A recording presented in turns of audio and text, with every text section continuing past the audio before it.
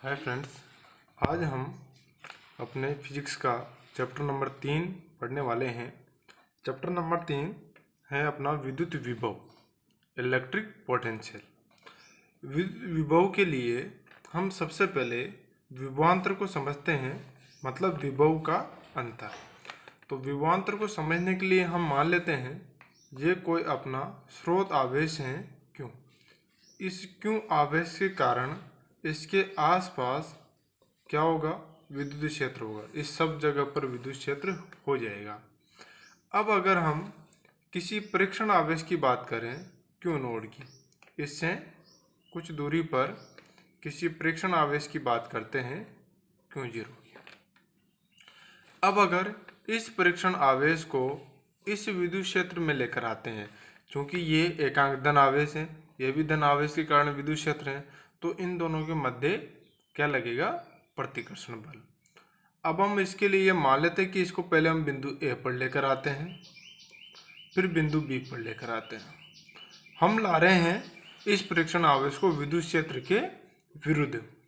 तो हम विभवांतर की परिभाषा के लिए कह सकते हैं कि किसी भी परीक्षण आवेश को विद्युत क्षेत्र के विरुद्ध एक बिंदु से, जैसे ए से बी तक लाना है, एक बिंदु से दूसरे बिंदु तक ले जाने में, अब विरुद्ध है तो कार्य करना पड़ेगा, तो ले जाने में किया गया कार्य और इस परीक्षण आवेश के अनुपात को ही हम विभवांतर कहते हैं, क्योंकि जैसे जैसे इधर बढ़ेंगे वैसे वैसे विभवांतर बढ़ता जाएगा।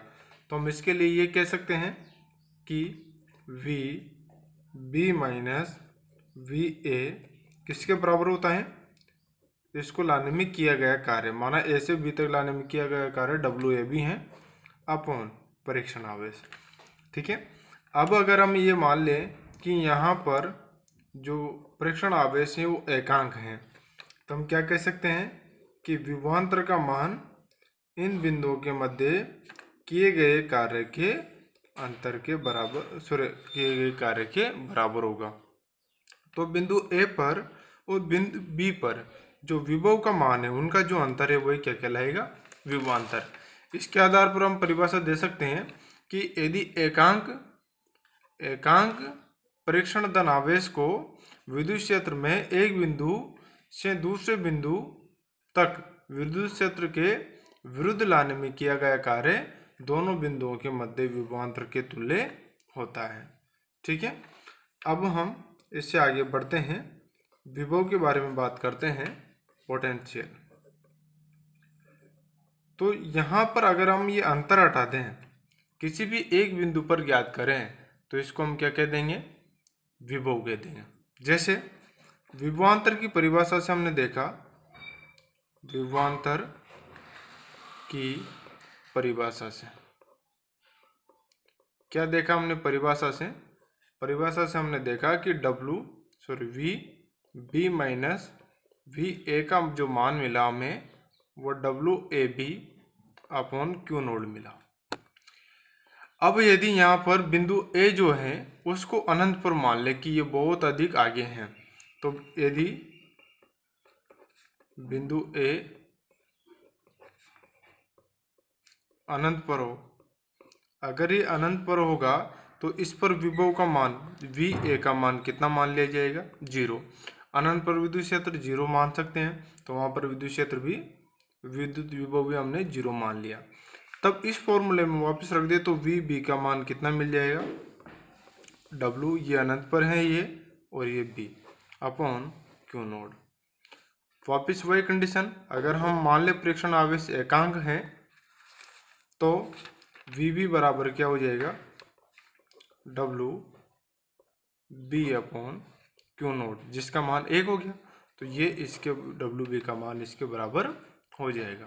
तो हम कह सकते हैं कि अर्थात एकांक धन आवेश को अनंत से विद्युत क्षेत्र के विरुद्ध, अनंत पे ले ले, अनंत से विद्युत क्षेत्र के विरुद्ध किसी बिंदु तक लाने में किया गया कार्य ही उस बिंदु पर विभव के तुल्य होता है या विभव कहलाता है। अब इसको जनरल रूप में लिखें तो हम बिंदु को छोड़ देते हैं और v बराबर क्या लिख सकते हैं? w, या w अपॉन क्यू नोट। ठीक है, ऐसा हम लिख सकते हैं। अगर क्यू नोट का मान एकांक ले लेंगे तो v बराबर w हो जाएगा। अब बात करते हैं इसके मात्रक की। तो हम देख सकते हैं फॉर्मूले से W का मात्रक क्या, जूल, और आवेश Q का मात्रक क्या हो जाएगा, कूलाम। तो इसका मात्रक हो जाएगा जूल प्रति कूलाम, या फिर एक इसका सामान्य मात्रक हम काम में लेते हैं वो होता है वोल्ट। ये हमें ज़्यादा काम में लेना है और SI पद्धति में इसका मात्रक है। ठीक है, बाकी तो हमने जो भी विद्युत क्षेत्र में पढ़े थे उनको काम में लेकर हम यहाँ पर अलग अलग मात्रक बना सकते हैं। फॉर्मूले के आधार पर इसकी विमा अगर हम लिखना चाहें तो इसकी विमा होगी M1 L2 T-3 A-1। Okay, अब हम यहाँ पर 1 वोल्ट की परिभाषा पढ़ते हैं, क्योंकि कभी कभी पूछ ली जाती हैं।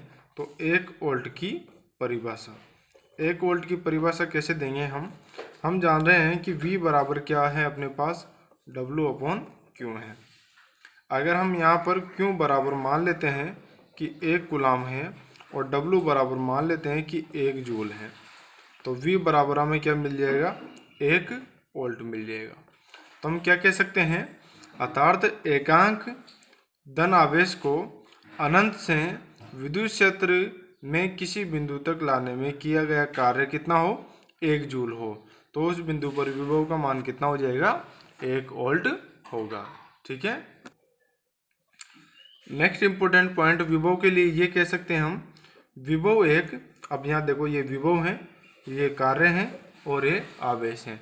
अब इसमें दिशा का कोई बोध नहीं है, तो हम कह सकते हैं कि विभव कैसी राशि है, एक अदिश राशि है। ठीक है, और ये अदिश राशि है, और यहाँ पर हमने देखा कि विभव का मान प्रारंभिक और अंतिम स्थिति पर ही निर्भर करता है, इसके पथ पर निर्भर नहीं करता। तो इसलिए हम ये कह सकते हैं कि ये एक स्थिति का फलन है।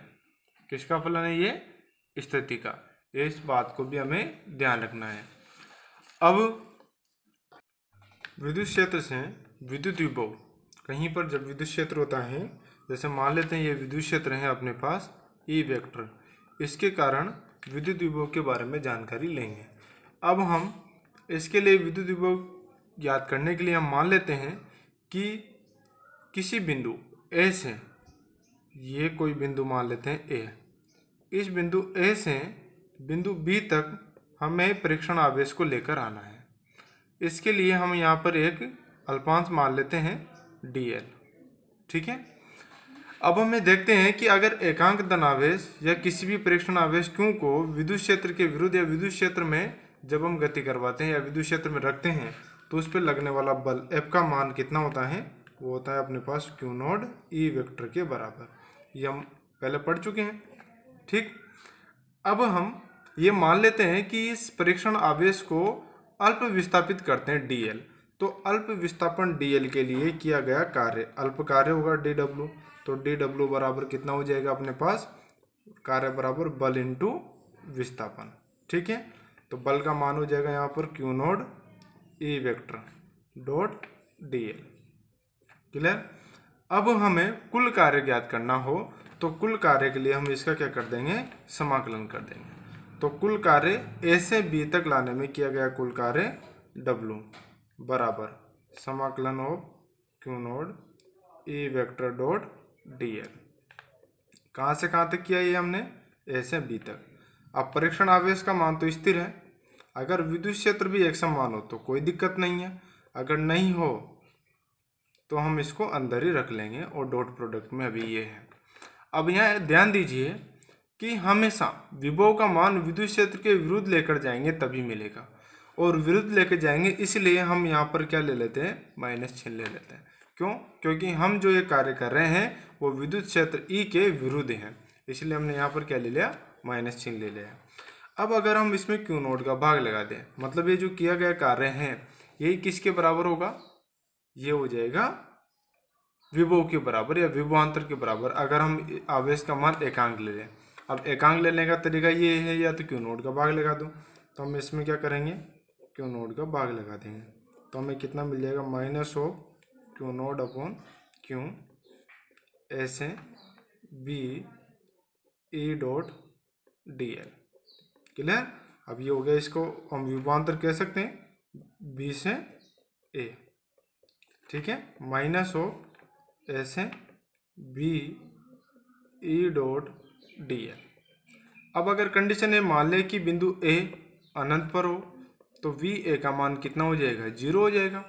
ऐसी कंडीशन में वी बी का मान हमें कितना मिल जाएगा, माइनस एस है B E dot D L. Okay, सामान्य रूप से हम लिख सकते हैं कि विभव v का मान कितना मिलेगा हमें, माइनस, अब हमें बिंदु ए अनंत पर ले लिया तो यहाँ पर पहले हम अनंत ले लेंगे। अब अनंत से कहाँ तक, जैसे स्मॉल आर दूरी तक लेकर आना है तो ई डॉट डी एल, ये सामान्य रूप में हम विभव का मान रख सकते हैं जब हम विद्युत क्षेत्र में ज्ञात कर रहे हो। क्या हो जाएगा, v बराबर माइनस ऑफ, अनंत से लेकर आ रहे हैं किसी दूरी तक, जैसे मान ले स्मॉल आर दूरी तक लेकर आ रहे हैं, ई डॉट डी एल। ओके, अब हम देखते हैं अगला टॉपिक, बिंदु आवेश के कारण विद्युत विभव। इसके लिए हमने मान लिया कि कोई प्लस क्यू आवेश यहाँ पर रखा हुआ है बिंदु O पर। बिंदु O से स्मॉल r दूरी पर स्थित कोई बिंदु P है जिस पर हमें विद्युत विभव का मान ज्ञात करना है। ठीक है, अब यहाँ पर विद्युत विभव का मान ज्ञात करने के लिए हमने ये मान लिया कि बिंदु O से x दूरी पर एक बिंदु है A।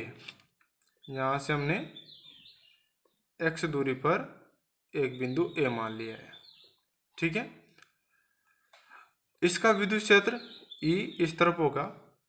अब x दूरी पर Q से बिंदु A पर विद्युत क्षेत्र का मान ज्ञात करें तो उसका मान हो जाएगा E वेक्टर बराबर KQ अपॉन x स्क्वायर। ठीक है, हमने बिंदु के कारण विद्युत क्षेत्र पढ़ा हुआ था, वही आ जाएगा। अब हम ये मान लेते हैं कि बिंदु A से बिंदु B तक इस अल्प आवेश जो Q नोड हम लेते हैं इसको विस्थापित करते हैं। कितना विस्थापित किया हमने, dx। अगर इसको dx विस्थापित करेंगे तो इस विद्युत क्षेत्र में किया गया कार्य कितना हो जाएगा, dw। तो dw का मान मिलेगा हमें, कहाँ से कहाँ तक लेके जा रहे हैं, A से B तक, और E विस्थापन कितना है, dx। ठीक है, अब विद्युत क्षेत्र इस दिशा में है और ये dx भी इस दिशा में है, इसलिए यहाँ पर दोनों के बीच में कोण कितना हो जाएगा, 0 हो जाएगा। इसलिए हम इसको ऐसा लिख सकते हैं, माइनस ए से बी, यहाँ पर डॉट प्रोडक्ट को लेगा तो E D x cos theta आएगा जिसका मान 0 है, तो इसको हम लिख सकते हैं E D x cos theta 0, theta बराबर 0 है इसलिए कोस 0 का मान 1 हो गया यहाँ पर। अब हम ये देखें कि अगर इस एकांक धन आवेश को अनंत से बिंदु P तक लाएं जो कि स्मॉल r दूरी तक है, तो इसको यहाँ तक, अनंत से यहाँ तक लाने में किया गया जो कुल कार्य हैं वही किसके बराबर हो जाएगा, विभव के बराबर। ठीक है, तो हम कुल कार्य समाकलन कर लेते हैं इसका, dw, ये किया गया कुल कार्य किसके बराबर हो जाएगा, विभव के बराबर। कहाँ से लेकर आ रहे हैं इसको लेकर आ रहे हैं हम अनंत से स्मॉल r दूरी तक, ई डी एक्स। ठीक, मान रख देते हैं v बराबर माइनस अनंत से स्मॉल r, ई का मान है के Q upon x square D x. अब k और q का मान तो कांस्टेंट है तो माइनस k और q को बाहर रख लो, अनंत से r D x upon x square बच गया। सोल्व करेंगे तो माइनस के क्यू अनंत से r, इसको लिख सकते हैं हम x की घात माइनस 2 dx। अब हमें इसका समाकलन करना है, तो समाकलन करना है माइनस के क्यू। अब समाकलन कैसे करते हैं हम, समाकलन करते हैं r की घात n होती है तो, या x की घात n होती है तो x की घात n+1 अपॉन n+1, इस तरह से करते हैं समाकलन। तो हम यहाँ पर समाकलन करेंगे तो x की घात -2+1 -2+1 और लिमिट अनंत से r, तो माइनस के क्यू, यहाँ तो बच गया x की पावर -1 और यहाँ हो गया -1, ये माइनस और ये माइनस प्लस हो गया, तो v बराबर क्या मिल गया, के क्यू, और x की घात -1 है जो अपॉन में आ जाएगा x। ठीक है, तो इसको लिख देते हैं 1 अपॉन x और लिमिट अनंत से r। अब लिमिट रखते हैं हम, तो के क्यू upper limit minus lower limit, 1 upon अनंत का मान होता है 0। तो क्या बचा अपने पास के क्यू और 1 अपॉन आर माइनस 0। तो अपने पास बच गया के क्यू इंटू 1 अपॉन आर। तो वी का मान मिल गया हमें के क्यू अपॉन स्मॉल आर। ये हो गया किसी बिंदु पर विभव का मान। कितना हो गया के क्यू अपॉन स्मॉल आर। ठीक है। अगर यहाँ पर हम क्यू प्लस की जगह माइनस क्यू ले लेते तो वी बराबर हो जाता के क्यू अपॉन आर। किसका हो जाता वो? माइनस का। यहीं पर अगर हम माध्यम ले लें तो इस के को चेंज कर लेंगे। भाई यहाँ पर के बराबर कितना है अपन 1/4 पाई एप्सिलॉन नोड है, तो यहाँ पर एप्सिलॉन आर से एप्सिलॉन एम का मान निकाल लेंगे, जैसे हम पहले विद्युत क्षेत्र में कर चुके हैं। तो यहाँ माध्यम में हम निकाल सकते हैं। अगर माध्यम में आप विभव निकालें तो वो क्या मिल जाएगा आपको? वी एम बराबर वी नोड, जो निर्वात में है उसका 1/एप्सिलॉन आर गुना, जैसे विद्युत क्षेत्र विद्युत बल हमें मिला था सेम वही है। अगर विद्युत विभव के लिए दूरी और विभव के मध्य ग्राफ खींचा जाए, क्योंकि यहाँ v प्रोपोर्शनल है 1/r, तो दूरी और विभव के मध्य अगर हम ग्राफ खींचें तो हमें किस तरह से प्राप्त होगा? वो हो जाएगा हमें इस तरह से। यहाँ टच नहीं होगा, ये बिल्कुल थोड़ा दूर रहेगा। इसको बोलेंगे हम अति परवलयाकार। कैसा होगा ये? अति परवलयाकार। अब हम आवेशों के निकाय के कारण विद्युत क्षेत्र के बारे में बात करते हैं। विद्युत विभव के बारे में बात करेंगे। यहाँ पर विभव है, क्योंकि विद्युत क्षेत्र हम पहले निकाल चुके हैं, तो अब हमें विद्युत विभव निकालना है। तो सेम वही चीज़ है, जैसे कोई आवेश है क्यू नोड बिंदु P पर, या फिर बिंदु P पर कोई बिंदु है, इसके आसपास Q1 Q2 Q3 इस तरह से कोई अनंत आवेशों का कोई निकाय बना हुआ है। यहाँ से दूरियाँ Rn, ये R3 और ये R2 और ये R1 हम रख देते हैं। इन दूरियों के कारण इस बिंदु P पर जो विभव का मान होगा इन अलग अलग आवेशों के कुल योग के बराबर हो जाएगा। तो V बराबर हम रख देंगे V1 plus V2 plus V3 plus up to कहाँ तक चला जाएगा? ये Vn तक चला जाएगा। अगर हम यहाँ पर इन बिंदुओं के मान रख दें विभव के लिए, तो इसके लिए मिल जाएगा K, जैसे यहाँ पर Q1 है upon R1 plus K Q2 upon R2, K Q3 upon R3, ऐसे अप टू कहाँ तक हो जाएगा? ये K Qn अपॉन Rn। यहाँ पर K सबके लिए कॉमन है, उसको बाहर निकाल लें। Q1 R1 plus Q2 R2 plus Q3 R3 up to कहाँ तक? Qn Rn तक। इसको हम लिख सकते हैं 1/4 पाई एप्सिलॉन नोड, और इसको लिखें सिग्मा n बराबर I बराबर लिख लेते हैं, I बराबर x है n तक। क्या हो जाएगा? QI upon RI। ठीक है, ये इसका टोटल मान हो जाएगा। वही अध्यारोपण के सिद्धांत की तरह हमने इसको कंप्लीट किया है। अब हमें इस चैप्टर का इम्पोर्टेंट टॉपिक विद्युत द्विध्रुव के कारण विद्युत विभव ज्ञात करना है। इसके लिए हम मान लेते हैं कि Q परिमाण, स्मॉल q परिमाण का कोई द्विध्रुव है जिनके मध्य की दूरी जो है वो 2a है। तो इसके मध्य की दूरी को हम 2a मान लेते हैं।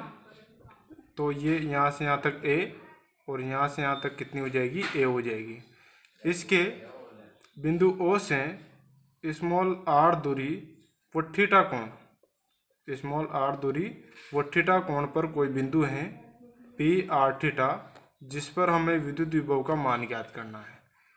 इसके लिए मान लेते हैं कि स्मॉल q से इस बिंदु P की दूरी r1 और Q से इसकी दूरी r2 है। यहाँ पर ये बिंदु A और ये बिंदु B, A B विभव, इसको हम विद्युत द्विध्रुव हम इसको मान लेते हैं। अब माइनस Q आवेश के कारण स्मॉल r दूरी पर स्थित बिंदु P पर विद्युत क्षेत्र अगर विद्युत विभव अगर हम ज्ञात करें तो उसको हम V1 मान लेते हैं। तो इसका मान हो जाएगा अपने पास के क्यू अपॉन स्मॉल r1। अब ये माइनस क्यों है, इसलिए यहाँ पर माइनस लगा दें। इसी प्रकार प्लस क्यू आवेश के कारण बिंदु P पर विभव निकालें। मान लेते हैं V2, इसका मान हो जाएगा के क्यू अपॉन R2। ये समीकरण 1 और ये हमें 2 मिल जाएगी। अब बिंदु P पर कुल विभव V मान लेते हैं, तो V का मान क्या हो जाएगा, V1 प्लस V2। जोड़ दें, मान रख देते हैं, तो माइनस के क्यू अपॉन R1 प्लस के क्यू अपॉन R2। के क्यू कॉमन ले लेते हैं, तो क्या बच जाएगा अपने पास, -1 upon R1 plus 1 upon R2। Solve करेंगे तो V बराबर हमें मिल जाएगा के क्यू R1 और R2 लसा ले लो, तो हमें यहाँ पर क्या मिल जाएगा, R2 माइनस का और प्लस का R1। और सोल्व कर लो इसको, तो V बराबर कितना मिल गया हमें, के Q R1 minus R2 upon R1 R2। ये हमें मिल गई समीकरण 3। अब हमें इस डायग्राम से R1 माइनस R2 और R1 इंटू R2 का मान निकालना है। ये मान आते ही अपने पास कंप्लीट हो जाएगा।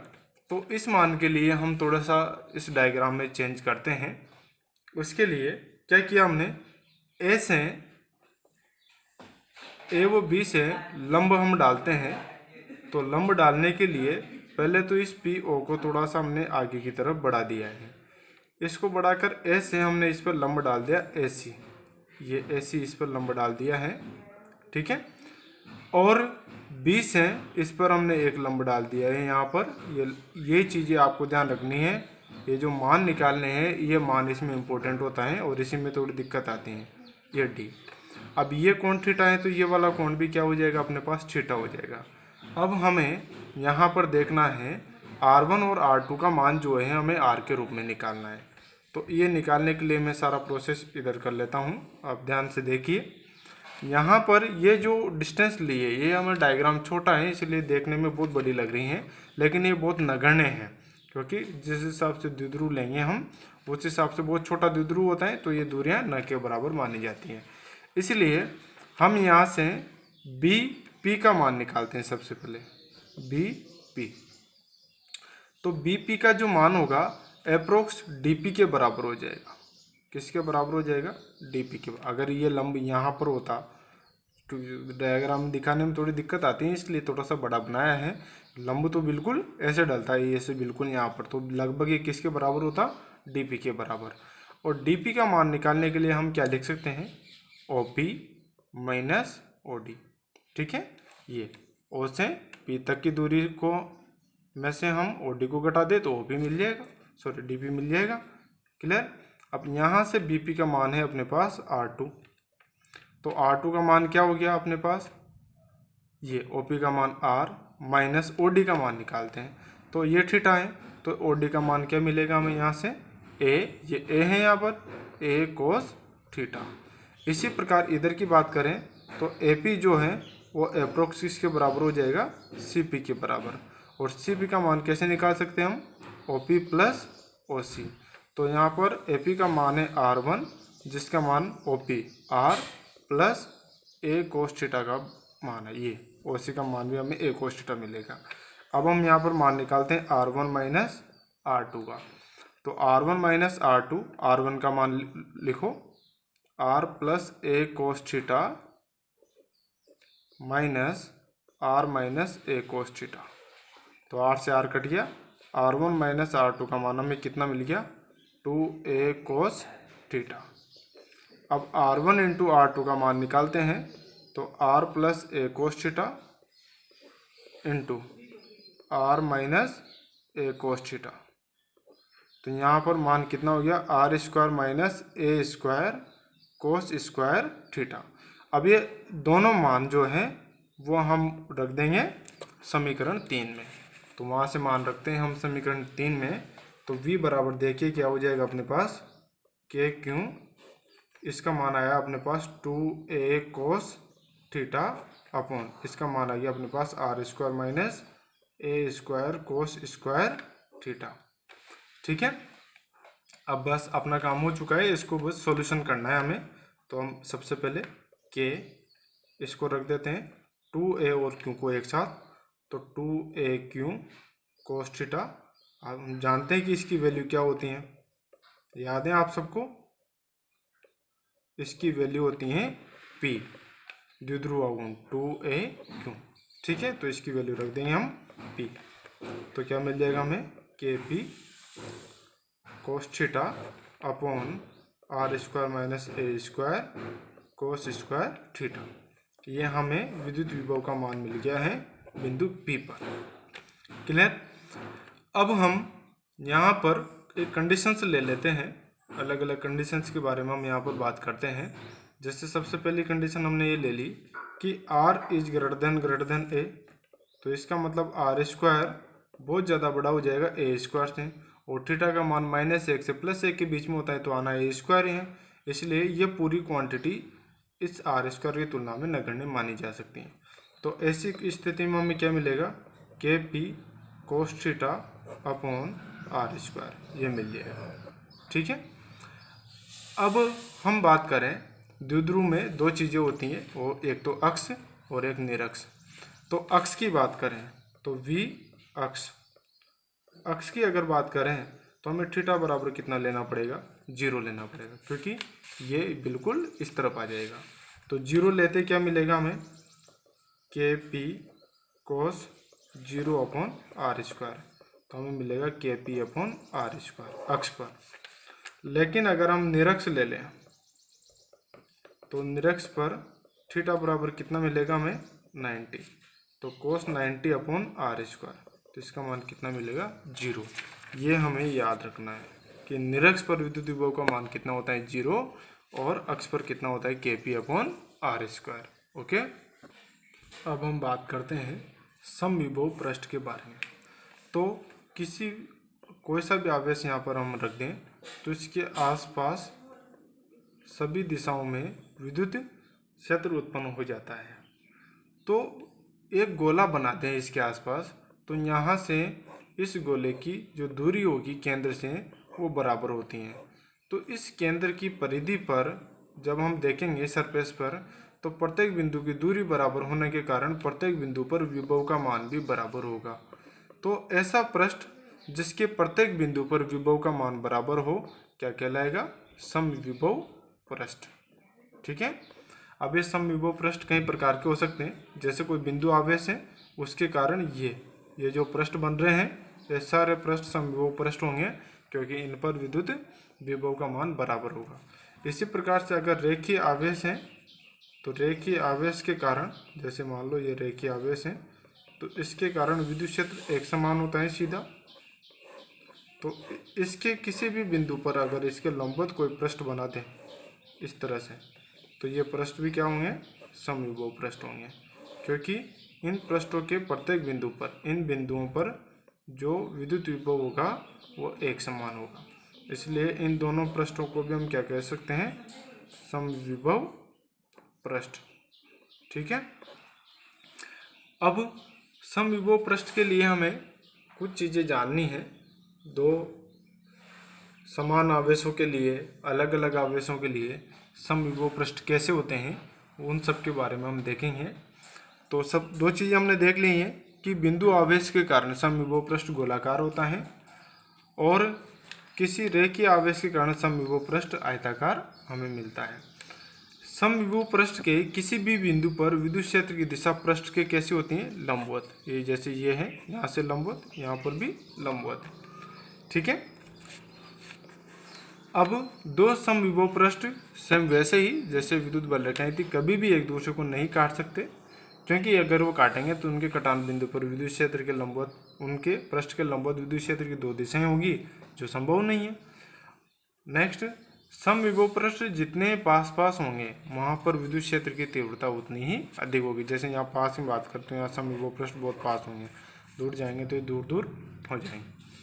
विद्युत द्विध्रुव के कारण समविभव पृष्ठ, जैसे ये प्लस और ये माइनस आवेश है, तो विद्युत बल रेखा यहाँ से निकलकर यहाँ पर जाएगी, ये इस तरह से। ठीक है, तो इसके कारण एक समविभव पृष्ठ हमें इनके बीच में मिलेगा, जहाँ जहाँ पर विद्युत बल रेखाएं होगी तो समविभव पृष्ठ इस तरह से हमें प्राप्त हो जाएगा। जबकि दो समान प्रकृति के आवेश हो तो समान प्रकृति के आवेश के कारण विद्युत विभव यहाँ पर जो होगा हमें प्रतिकर्षण बल देखने को मिलेगा, और बाहर की तरफ अत्यधिक दूरी पर हमें इस तरह से मान मिल जाएगा। ये इसके विद्युत बल रेखाएं, ठीक है। अब इसके बाकी सब इसके आसपास होगी। यहाँ पर एक विद्युत बल रेखा इस तरह से जरूर हो सकती है, यहाँ से ये, लेकिन ये मिलेगी नहीं। यहाँ पर जो पॉइंट होगा उस पॉइंट को हम उदासीन बिंदु कहेंगे, ठीक है। तो इसके आसपास इस तरह से हमें मिल जाएगा दो समान प्रकृति के आवेशों के कारण। तो समविभव पृष्ठ है, ये हमें ध्यान रखना है। अब हम विद्युत क्षेत्र और विद्युत विभव में संबंध देखते हैं। तो इसके संबंध के लिए हम मान लेते हैं कि एकांक धनावेश को विद्युत क्षेत्र के विरुद्ध अल्प दूरी dr से विस्थापित करते हैं।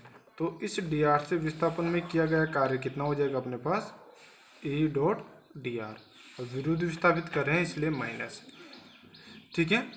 अब हम यहाँ पर विभवांतर की परिभाषा से देखते हैं। विभवांतर तो अंतर ले रहे हैं, तो ये dv जो है, dw जो है किया गया कार्य वो विभवांतर के तुल्य होता है। तो dv बराबर माइनस E डॉट dr। अब हम यहाँ पर देखें तो E और dr दोनों एक दिशा में है, तो हम यहाँ पर देख लेते हैं कि dv अपॉन dr कर दो तो हमें क्या मिलेगा, E vector minus of E vector, ठीक है। अगर इसको हमने सोल्व किया तो E dr कोस थीटा मिला, यहाँ पर हमें E dr cos theta, dr को हमने यहाँ ले लिया तो क्या बचा यहाँ पर E कोस थीटा, ओके। अब हम यहाँ पर देख लें कि इसको मैक्सिमम करने के लिए थीटा का मान अधिकतम होना चाहिए, और थीटा का मान अधिकतम कब होता है, जब थीटा बराबर 0 हो तो कोस 0 बराबर 1 होता है। तो ऐसी स्थिति में हम dv अपॉन dr को क्या लिख सकते हैं, मैक्सिमम। भाई ये अधिकतम है कब, जब इसका मान 0 हो गया तो माइनस ऑफ E। इसको हम ऐसे लिख सकते हैं E बराबर minus of dv upon dr maximum. तो ये हमें मिला विद्युत क्षेत्र E और विद्युत विभव में संबंध, ठीक है। इसको हम परिभाषित कर सकते हैं इस तरह से, दूरी के सापेक्ष, ये दूरी के सापेक्ष विद्युत के मान में अधिकतम ऋणात्मक परिवर्तन या अधिकतम ऋणात्मक परिवर्तन की दर को ही विद्युत विभव कहते हैं, ठीक है। इसको विद्युत प्रवणता भी बोलते हैं, विभव प्रवणता, क्या बोलते हैं इसको, विभव प्रवणता, इस नाम से भी आ जाता है कभी कभी। तो E बराबर हमारे पास मिल गया माइनस d अपॉन dr, ये मैक्सिमम है और ये V है। यहाँ पर इस जो d अपॉन dr का मान हमने लिखा है इसको हम डेल से प्रदर्शित करते हैं, ठीक है, और इसको बोलते हैं ग्रेडियंट। क्या बोलते हैं इसको, ग्रेडियंट। तो हम ग्रेड से भी इसको लिखते हैं, ये है अपने पास डेल। अब इसकी जो वैल्यू होती है वो हमें ऐसे न्यूमेरिकल सोल्व करने में सहायता करती हैं। तो इसकी वैल्यू हमें ध्यान रखनी है, d अपॉन dr की वैल्यू क्या होती है, इसकी वैल्यू होती है अपने पास I cap del upon del x plus J cap del upon del y plus K cap del upon del z। अब इसके पीछे अगर हम v लगा दे तो यहाँ पर v की वैल्यू रख देंगे हम। तो अब उस v की वैल्यू में आई कैप जे कैप के कैप होगा, तो आई कैप को आई कैप के साथ, जे कैप को जे कैप के साथ और के कैप को के कैप के साथ हम सोल्व कर सकते हैं। तो अगर इस हिसाब से हम इसको लिखे तो क्या मिलेगा हमें, minus of del v। Del का मान अपने पास ये है से, ये भी हमें ध्यान रखना है, ओके।